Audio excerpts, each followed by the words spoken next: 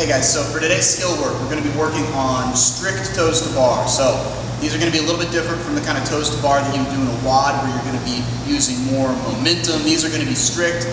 We're trying to use them to build strength and control through that same toes to bar range of motion. So the first thing that I'm going to do is I'm going to get up onto the bar and I'm going to set up my position by activating my lats and coming into this hollow body position. And then from here, there's a few different ways that we can scale this movement to do these 3 reps, right?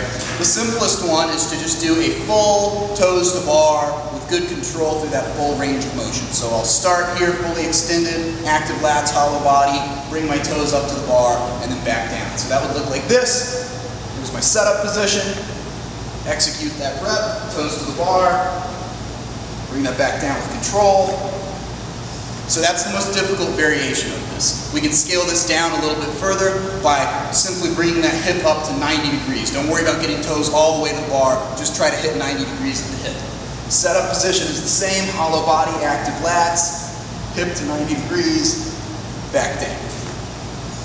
If you're unable to achieve 90 degrees at the hip with that knee fully extended, then we're just going to bend the knee a little bit. We'll turn this into basically a strict knees to elbows. Same setup position, active lats, hollow body, strict knees to elbows, and then bring that back down with control.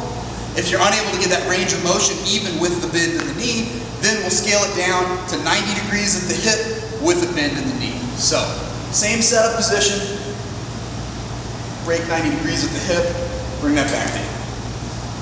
So here's some common faults that we see with this drill. The first one is just not having enough control through that full range of motion. And this usually happens because people are they're choosing a scaling option that's actually above where they should be for their strength level. So, you know, if you come down from that toes to bar and you've got this excess momentum, that's not enough control. You should have full control through the full range of motion. So, you know, even if you're able to bring yourself up with control, if you're going to fall down and not be able to control that to the bottom, I would rather see you scaling that down and just bringing maybe just knees to elbows and then staying nice and tight all the way to the bottom of that range of motion as well.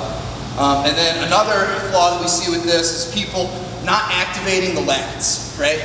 If I leave my lats inactive and my shoulders just hanging loose here, no matter how high I tuck my knees up, they're never going to make it to my elbows if I don't activate the lats. I've got to activate the lats in my setup so that I can draw my hips up towards the bar using my shoulders.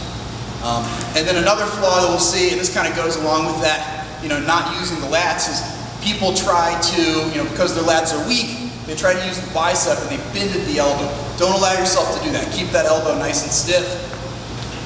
Don't let that bend as you bring your knees up to your elbows or toes to the bar, however you're choosing to scale that. So watch out for those faults, and that's it.